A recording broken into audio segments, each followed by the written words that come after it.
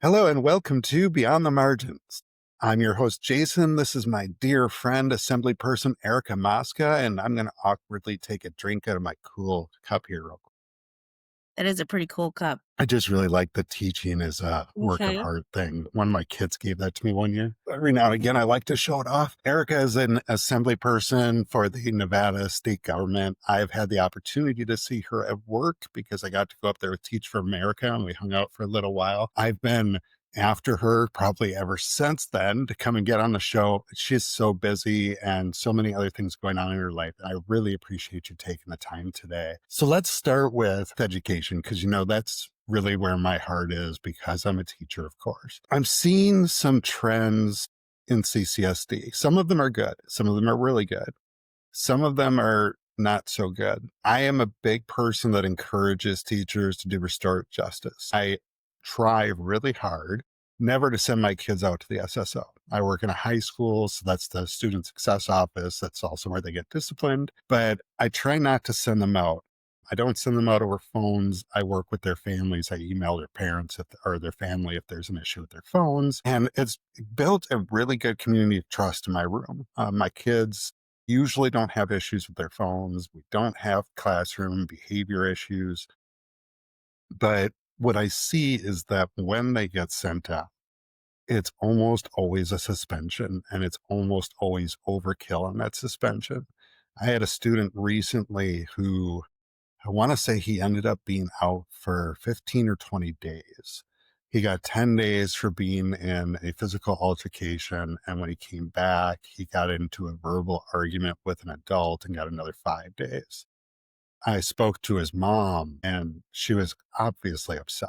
This is where my passion's at. And I guess what I would want to ask from you from a government standpoint is what can the state do to help teachers like me who want to make this a bigger movement within the schools?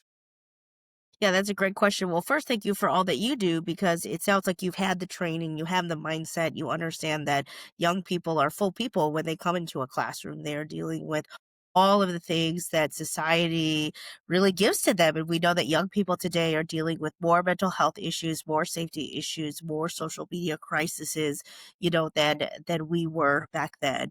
And so it has been a ride when it comes to the state, when it comes to restorative justice. So many years ago, we did pass a bill for restorative justice. It was the late Tyrone Thompson's big mantle. He was the Committee of Education chair, and this is what he believed in with his own lived experience. And so many people, it's what they believed in. And there were many laws that were put into place for restorative justice practices. But like so many things, as you know, as someone on the ground, if you don't fund them, they're not going to happen.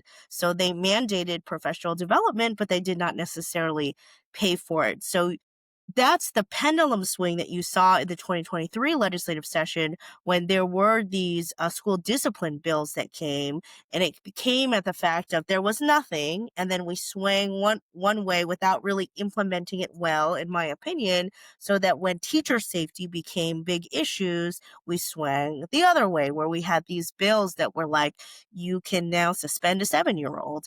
And so those were the education bills of the 2023 session. I voted no on both of those bills. There was a governor bill and there was a Democratic education bill that I voted no on. There weren't many people that did, but in the hearings, I asked all the time about disproportionality. How are we measuring? How are we making sure? We all know that you really just need therapists and social workers, and that would help, and aides in classrooms, and more support resources for families versus punishment. But it's always right. The question is about government. What can you do at the government level? And because when we mandate down at the state level, it impacts all 17 counties and the charter school authority. Whereas somewhere like where I've been to, like Pershing County, the way that the law was written really impacted them when they have less than like 1,000 kids. They need something different. And so I think the problem sometimes with the government is we try really hard to have these big ideas that will fix everything.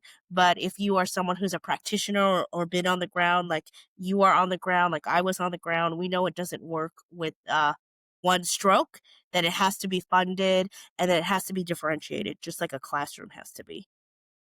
Yeah, I think you're exactly right. I think I'd even like to expand the question a little bit more because you're right. The funding is the big deal. And I hate saying that. Everybody that knows me knows I hate saying that because I don't care about money, but I can't get where I want to be without it, at least not right now. So I have these ideas like, I'm going to put it out there. Somebody else wants to take it. I'm okay with that. But CCSD is so big and there are so many different families. And the idea of the old way where teachers would make home visits, it's just not possible. I have 169 kids. I can't make home visits. And there's questions ethically there too, especially with high school kids, So it's just not feasible in a school district of this size unless you're in one of the very small schools. So I had this idea that I wanted to set up like these pop-up events that were not necessarily school district sponsored, but they were supposed to invite staff, admin, and families, maybe music, some games, almost like a carnival, but very directly aimed at these groups. Because what I know is when I actually make contact with a parent, they're awesome. And they start to support everything that I'm doing, because they know I'm not coming at their kid. I'm saying, they can't succeed if they keep doing what they're doing. Let's fix it. And I even put that in my emails now that teachers plus parents equals success. Because Mm. without the family, we can't do it. And what I see, I think, okay. So I'll just say that I love my school and I love my admin. If they get angry, I guess I just have to deal with that because I've got to do what I think is right for my kids, right? So when I want parents to come, when I first got here, I said, "Hey, how do I get parents to be able to come into the class?" And they said, "Well, they can't do that. We can't just let parents walk in all over the place." In my head, I was thinking, well, that's not even what I said. I was thinking like, they could sign in, be escorted up. There is a way to do it, but they have to know the procedure. And a lot of my parents struggle with finding and reading through procedures like that. So, and often those are the parents I want in the classroom. So I need a way to circumvent that, and that's where I came up with this pop-up idea. Because if we had these little carnivals or little, meetings wherever around the city, so in different places all the time, so that different groups were getting into it, it would build that sense of community. And that sense of community is what makes my classroom what it is. So if somebody is hearing this and they say to themselves, "Hey, I want to do that. That's a great idea that Jason came up with. And he said I could steal it." And you can. I will not sue. I promise you can steal it. Could they approach the government for help with that? Is there some kind of grants or funding? Well, there's a couple things that I'll come back to it. But first, I really agree with what you're saying, right? We have to meet families in where they are and we have to invite them. So after I was a teacher, I worked on policy in the Clark County School District. And then after I did that, I only did that for a year because I didn't see the impact, right? Like I worked on the school performance framework or the accountability system, and I didn't see the change for 1-star, 2-star schools, but that was why I was part of it. And when I didn't see the change, because I still lived in the community in East Las Vegas, I still talked to my former students and families. I didn't see the impact on the ground. And so that's when I started my nonprofit in 2012 that I ran for 10 years. And we would have parent meetings every month, and people would be in awe that 200 people were in a room. And I would just tell them, we invited them via a flyer that was bilingual. We texted them individually. We called them. We gave students a platform. So in high school, there are not many times you see your student come up to a microphone and present or talk.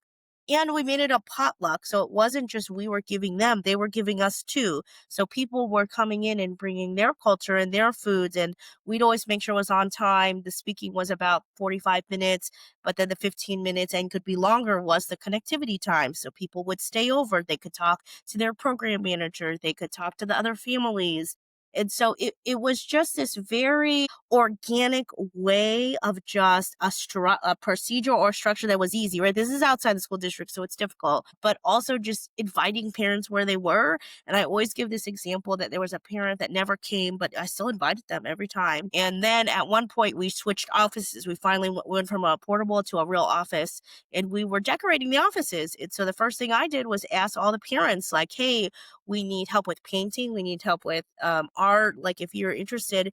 And this one parent who had never shown up to a meeting came with all of his painting tools and painted the entire inside because we had finally asked him to do something that he could do. And that trust and that relationship was there. And so I say all that long winded of like parents and community care. They want to be part of it. And so it's really important that we include them. Okay, hold It's on. okay. Go ahead. Okay, so I know where I stopped there. And then, so then when I think it comes to government and what kind of support there could be, it's really finding the organizations that already exist. There are some parent organizations. There are so many organizations that would just love to have teachers partner with them because, they get grants, they have to execute, but they always complain they can't get in the school district. They can't talk to teachers. They can't talk to folks. And so I think that could be a good way to check. Excellent. So that's excellent. And I mean, is there like a board or network or somewhere where these organizations that are where can people Yeah, go I find mean, that? I will start at the Nevada After School Network. That is a big network of all of the after school programs that do work with students. You can look up all the parent organizations that exist as well. And I think it's also, I would say, meaning again, families where they are. Like, I mean, if a school went to I mean, right now, because of everything, Broad Acres is not what it used to be, but Broad Acres is where all the families are on a Sunday. So if you brought school administration and the teachers there, when we would go, people would be so excited. So imagine like your whole school administration was at Broad Acres, supporting the community through the economy, but also being there and being at some of these quinces and just being in the community where kids and families are, I think also makes a difference. It's funny that you mentioned quinces because whenever I teach ninth and 10th grade mostly. So whenever my girls are hitting that, I always go, well, so where's my invite? And they always tell me they're going to invite me, but they never do. I think they don't really think I would go, which is funny to me because I'm like, dude, all I want is an invite. I'll go.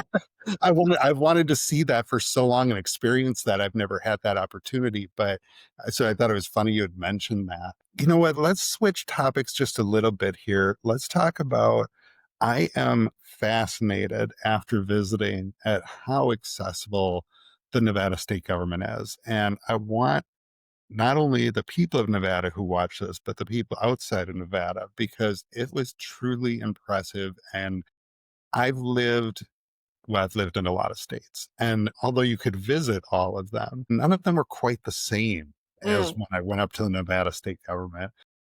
I don't know that I can describe it well enough, which I'm so glad you're here to do that for me. So could you just kind of maybe give the background and talk about how open it is?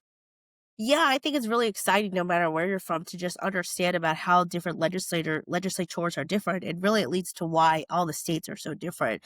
And so in Nevada, we are a citizen legislature. That means nobody is paid. It's not a paid job.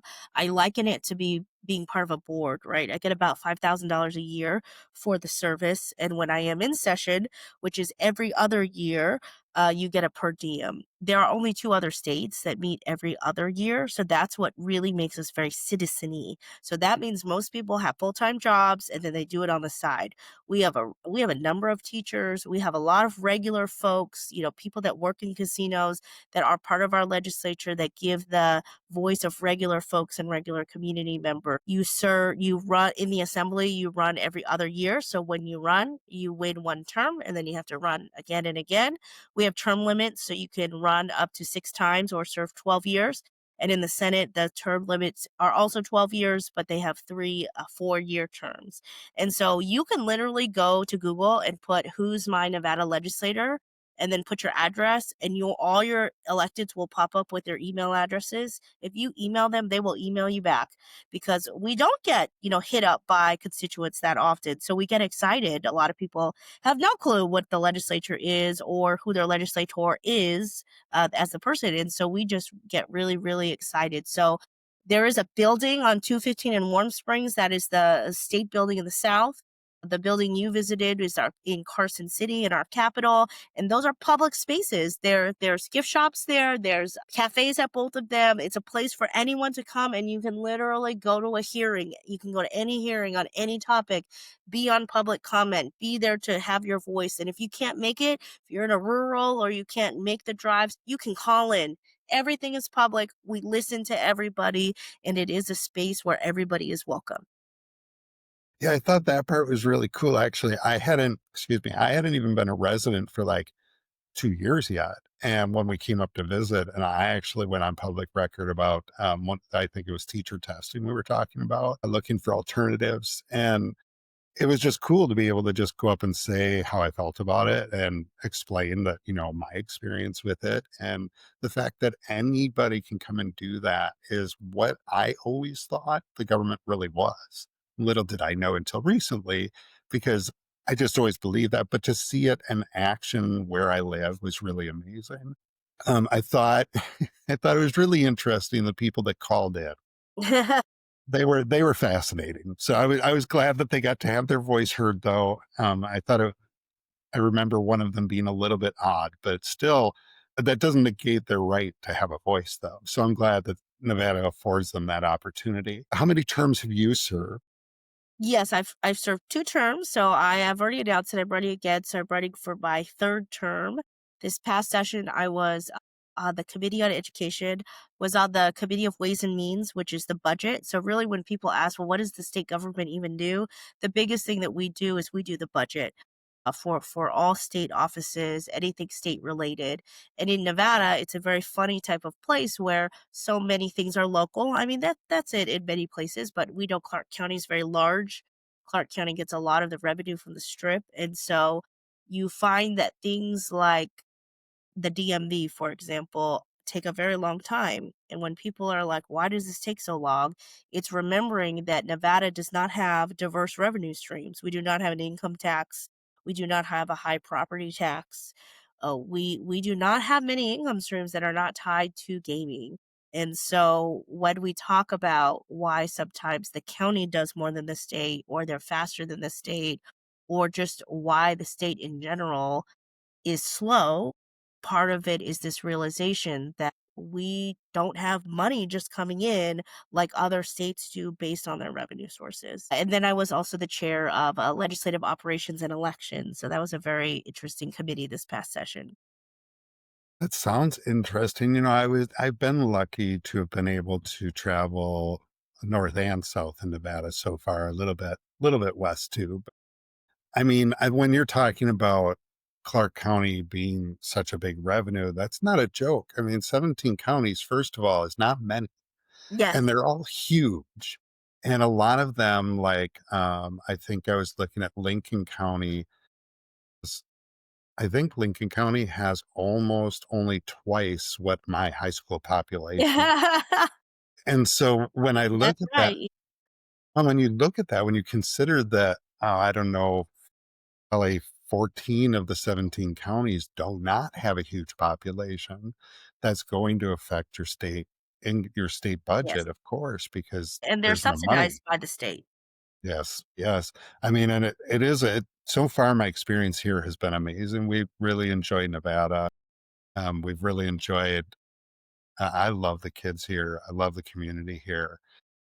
And I'm so glad that you're running again because, to be honest, you all don't see me this excited and bubbly and jumpy most of the time, but to get to talk to Erica is really fun for me because I've seen you work and because I know what you feel like, where your heart is. I know where your heart is, and so to talk to you and be in the same place and know that we're working parallel to Yes. trying to make things where we want them to be, that's very exciting. So I'm all pumped up and excited now. Yeah. So you have 3 more terms you can run for? You 3 said, more if I wanted to. I do not plan to run for all 3. do you plan to move on to anything else in politics? It's a good question, and it is the truth when I say I'm really not sure. And I say that because I ran for office in 2016. A lot of people forget that I did that. I was 29. The Teach for America network, the Lee network, Leaders for Educational Equity, they really try to push you to help and use your skills. And I was pretty naive at the time. I ran against an incumbent. The incumbent had got arrested during the session, so I didn't just run against anyone. And I always say he never emailed me back. Whenever I would invite him to speak at my nonprofit or to be part of the community, he never responded. So I was a really grassroots candidate. And I lost, and it was humbling and it was a good experience. I never thought I'd run again, but it's all about timing. So this politics is about being prepared and timing. And so I think I'm prepared with my resume, with my backstory, but it's all going to be the timing because 2016 was the wrong timing. I lost in 2022. What had happened is the seat opened in District 14, which is in East Las Vegas.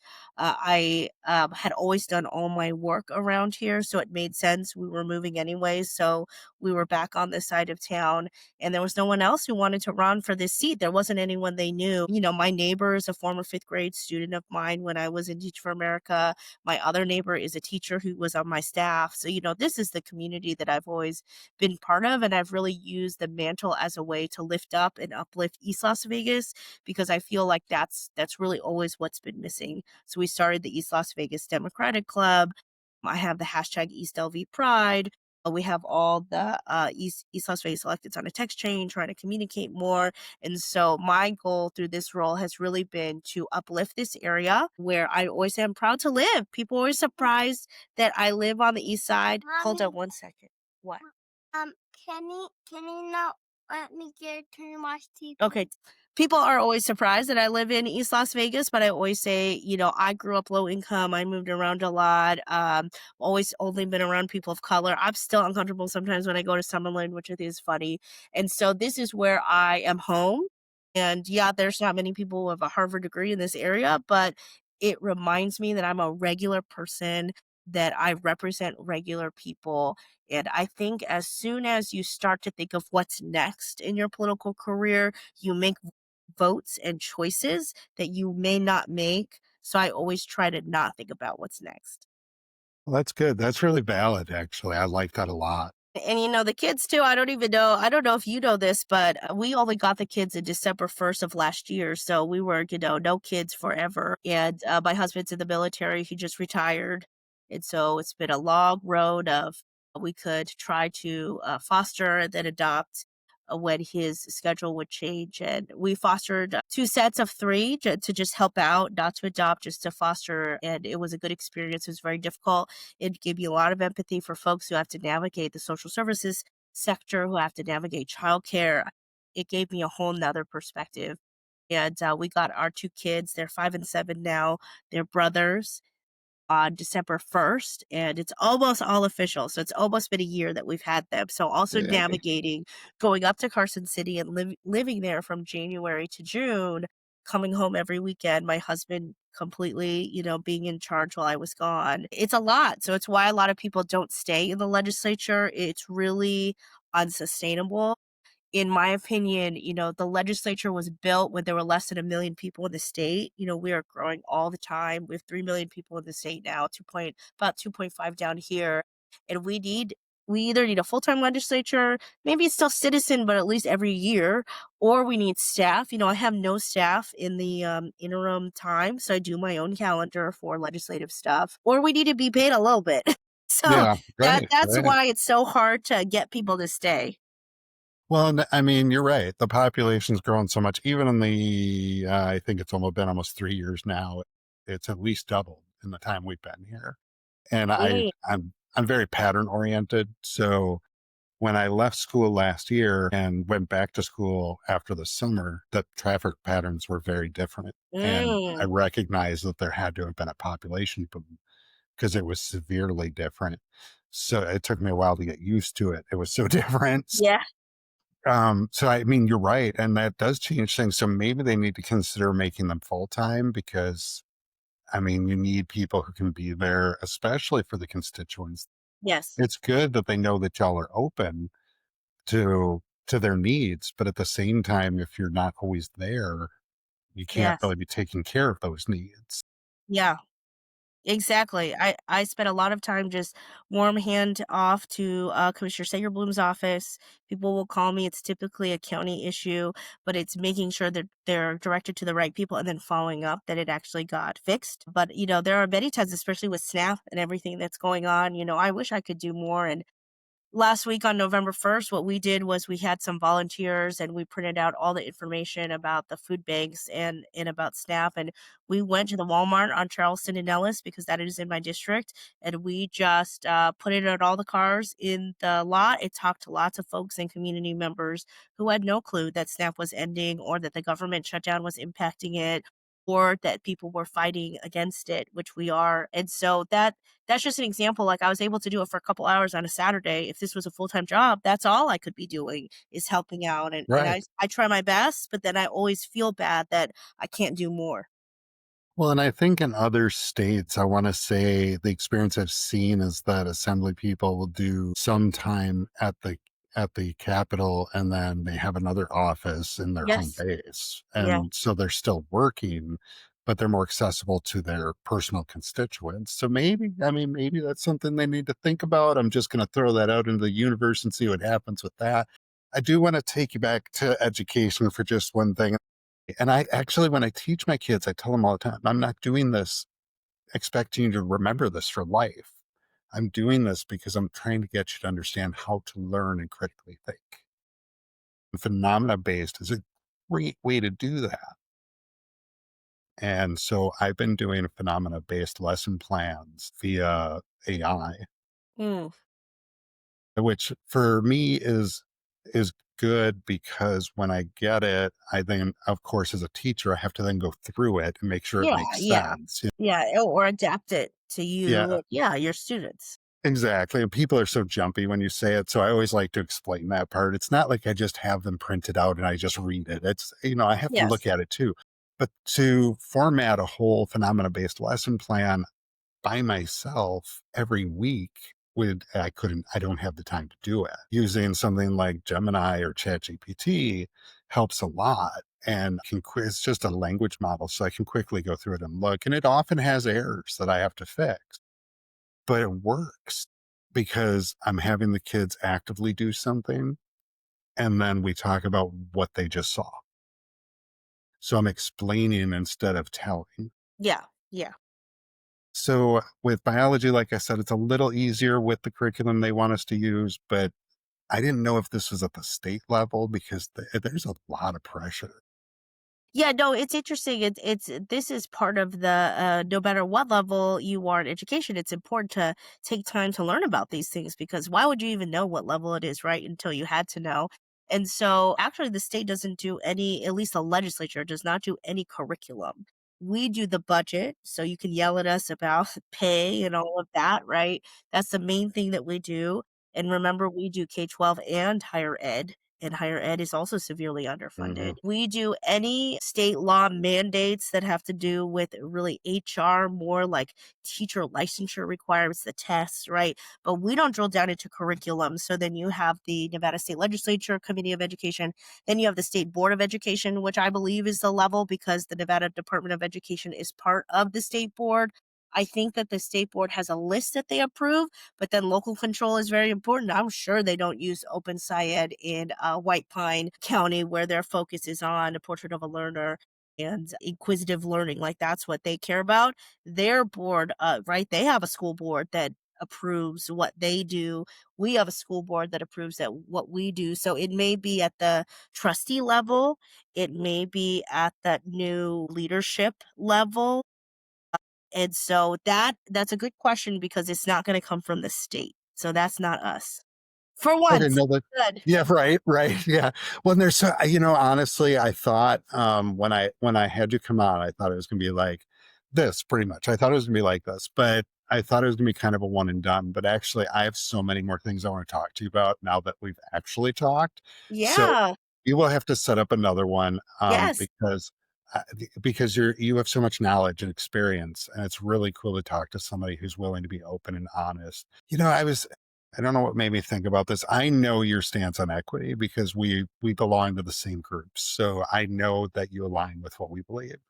And when I first moved to Nevada, I was kind of Vegas. I was kind of blown away by how equitable things were, even in stores that I went to. But the longer I've been here, the more I've noticed the disparity between places like Henderson, Yes. Summerlin, and where The I the live. Just the socioeconomic disparity in Las Vegas is large, but the racial, I mean, people would probably disagree with me on that, but I would say Las Vegas is very integrated. There are families of color that live in Summerlin and Henderson. Yes, the East Side is predominantly, or the historic West Side are predominantly, people of color. But I definitely had white kids when I taught here and in my neighbors. And you find that through union households, everything, the construction unions to the trade unions to the service unions. People before the recession were really able to buy homes, in nice places with union wages. And it used to be very affordable. But yes, I mean, these huge houses in the mountains, those didn't exist,